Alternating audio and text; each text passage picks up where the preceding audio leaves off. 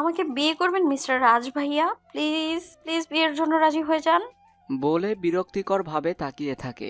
অনুর মুখে রাজকে বিয়ের জন্য এমন আকুল আবেদন শুনে এদিকে আরেকজন তেলে বেগুনে চলতে থাকে। বেচারা রাজ তার সামনে অনুকে দেখে বুঝতে পারে আজ আমার কপালে এই মেয়ের সাথে করে ঘূর্ণিঝড় আইলেকে আনবো। না জানি আজ আমার ভাগ্যে কি আছে। বলে মনে মনে দোয়া ইউনুস পাঠ করতে থাকে। এদিকে রক্তরাঙা চোখ করে অনুর সামনে গিয়ে দাঁড়ায় আরিয়ান।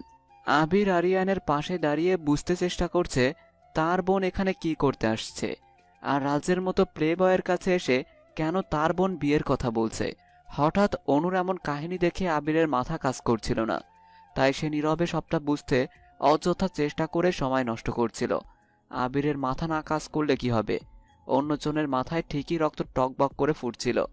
আবির অনুকে কোনো কিছু বলার আগে অনুর গালে কষে 2-3টা থাপ্পড় পড়ে। অনু গালে হাত দিয়ে ছলছল নয়নে সামনের মানুষটার দিকে তাকিয়ে আছে। তোতলাতে তোতলাতে বলে, আরিয়ান ভাইয়া আমাকে। অনু কথাটা ক্লিয়ার করে বলার আগে আবারও আরিয়ান অনুকে একটা থাপ্পড় দিয়ে জোরে ভয়ার্ত কণ্ঠে বলে, নাক টিপলে এখনো দুধ বেয়ে পড়বে, সে আসছে ভার্সিটির নাম করে প্লে বয়কে বিয়ের প্রস্তাব দিতে। এই বেয়াদব মেয়ে, তোমার যে নিজের নাক লজ্জা বলতে নেই তা না হয় বুঝলাম, তবে তোমার সাথে যে আমাদের সম্মান জড়িয়ে আছে সেদিকে খেয়াল আছে? এবার আরিয়ানকে কিছুই বলে না, কারণ আরিয়ানের জায়গাতে আবিরের এই কাজ করা দরকার ছিল।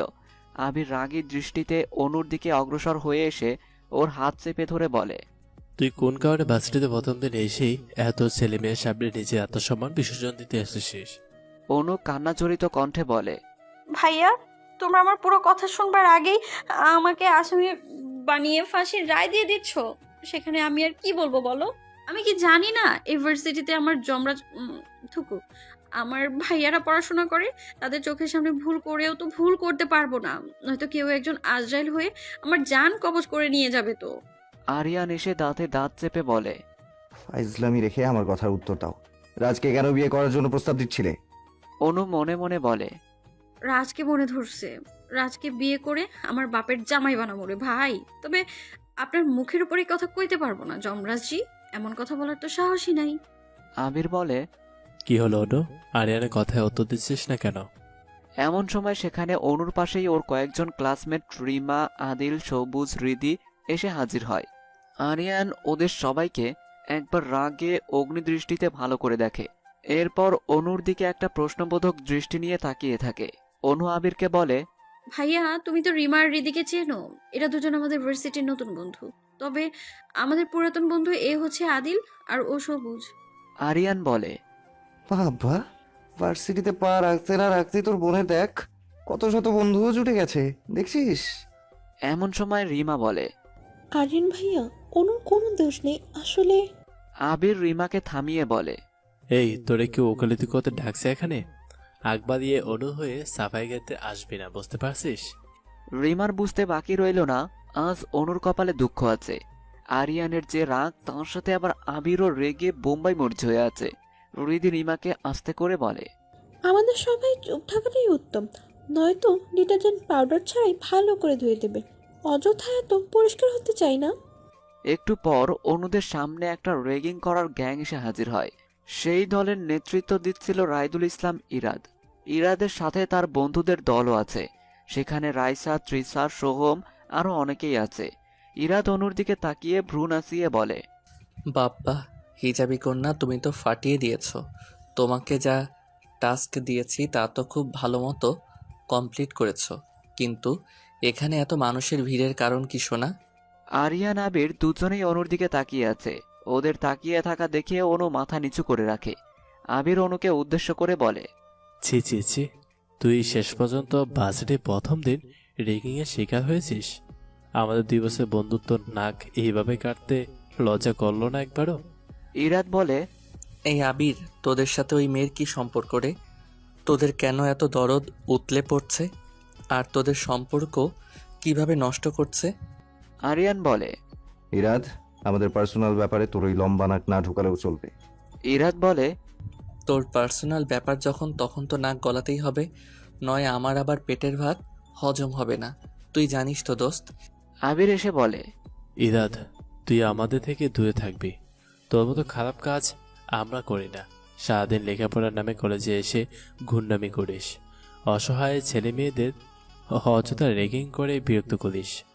আরিয়ান আবিরকে সরিয়ে অনুর কাছে এসে বলে। তোমার থেকে এমন কিছু আশা কখনো করিনি। বলে ওরা চলে যেতে থাকে। এমন সময় অনু এসে রাজকে বাদুরের মতো থাপ্পড় দিতে শুরু করে। শালার রাজ, তুই আমার জীবনে কালো বিড়াল। যে সময় আমার সামনে আসিস তখনই আমাকে কোনো না কোনো বিপদের ধাক্কা দিয়ে ফেলেছিস। আজ ইউনিভার্সিটিতে প্রবেশ করার সময় তোর সাথে দেখা হয়েছে দেখে ওই বুইড়া বেটা আমারে তোর মতন লুচ্চা পোলার প্রপোজ করতে বলছে। তোরে আমি বাড়ি থেকে বেরোবার আগে বারবার ফোন দিয়ে নিষেধ করছি আজ ইউনিভার্সিটিতে আসবি না, তবুও আসছিস কেন রে? কেন? হ্যাঁ, একদিন না আসলে কি হতো তোর? অনুর এমন উদ্ভট ব্যবহার আর কথায় সেখানে উপস্থিত সবাই অবাক হয়ে যায়। ইরাদ বলে, কি সুন্দরী, আগে থেকে মনে হচ্ছে তোমাদের চেনা জানা আছে। এবার অনু রাজকে ছেড়ে দিয়ে এসে সোজা ইরাদের গালে একটা থাপ্পড় মেরে দেয়।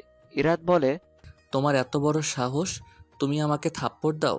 অনু 2 হাত নোংরা পরিষ্কার করার মতো পরিষ্কার করতে করতে বলে, ইউনিভার্সিটিতে প্রবেশ করার পর যখন আপনি আমাকে এমন কাজ করতে বলছেন তখনই আপনার গালে বসিয়ে দেওয়া দরকার ছিল। তবে সমস্যা নেই, তখন ভুলে গেছি তো কি হয়েছে, এখন বসিয়ে দিয়েছি। বলে অনু সেখান থেকে চলে যেতে লাগে। তখন ইরাদ অনুর ওড়না পেছন থেকে টেনে ধরে। অনুর সামনে আরিয়ান দাঁড়িয়েছিল, সেই ইরাদের হাত থেকে অনুর ওড়নাটা ছাড়িয়ে নিয়ে আস্তে করে বলে, আর যাই করিস না কেন, আমার কলিজার দিকে হাত দিতে আসিস না প্লিজ। ইরাদ বলে, যে হাতের মালিক আমাকে স্পর্শ করার সাহস করেছে তাকে তো শাস্তি পেতেই হবে। আরিয়ান বলে। অনুকে সব বিপদ থেকে বাঁচাতে আমাকে ওর সামনে পাবি। ইরাদ একটা বাঁকা হাসি দিয়ে সেখান থেকে চলে যায়। অনু আবিরকে জড়িয়ে ধরে কান্না করে বলে, ভাইয়া, আগে কেন বলো নাই তোমাদের ইউনিভার্সিটি আসলে এমন সব জঙ্গলি প্রাণী জগতের সাথে দেখা হবে? আরিয়ান অনুর কান টেনে ধরে বলে, সব সময় এত আগ বাড়িয়ে ঝামেলা বাঁধাতে কে বলে তোমাকে? কি দরকার ছিল অযথা ইরাতের গালে থাপ্পড় দেওয়ার? অনু বলে, আপনার কি দরকার ছিল আমাকে থাপ্পড় দেওয়ার? আমি যাদের জন্য থাপ্পড় খেয়েছি সবগুলারে ফেরত দিয়ে গায়ের জ্বালা মিটিয়ে নিয়েছি।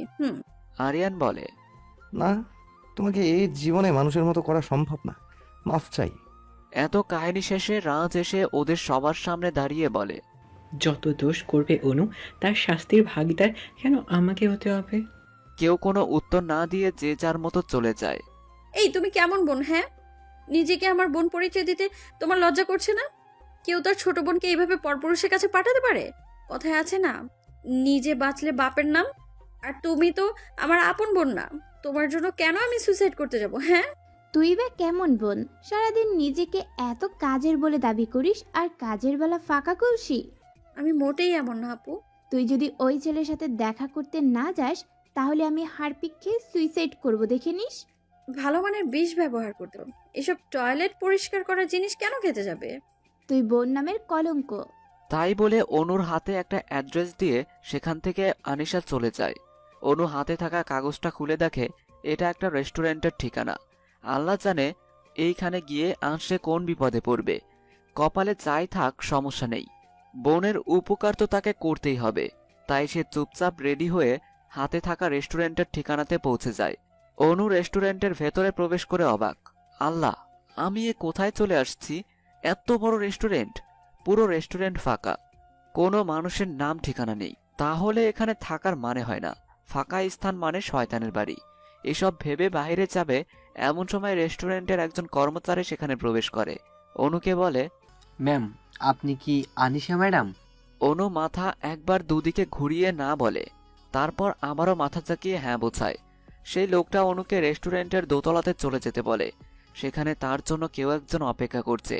অনু মনের মাঝে অনেক সাহস নিয়ে সোজা দোতলাতে চলে যায়।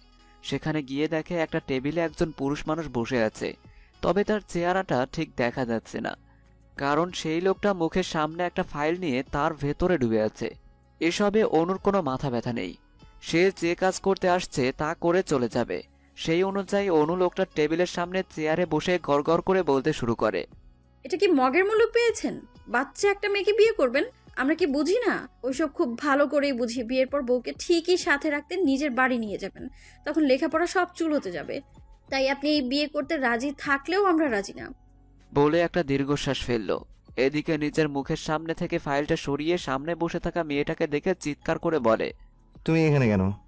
অনু সামনের মানুষটার দিকে বিস্ফোরিত চোখে তাকিয়ে বলে, আরিয়ান ভাইয়া, আপনি এইখানে? আরিয়ান বলে, তুমি এখানে কেন এসেছো? আর আনিশাকে কিভাবে চেনো? সে কোথায়? তুমি বিয়ে নিয়ে পাকনামি করতে এসেছো? তোমার বাড়ির মানুষেরা জানে?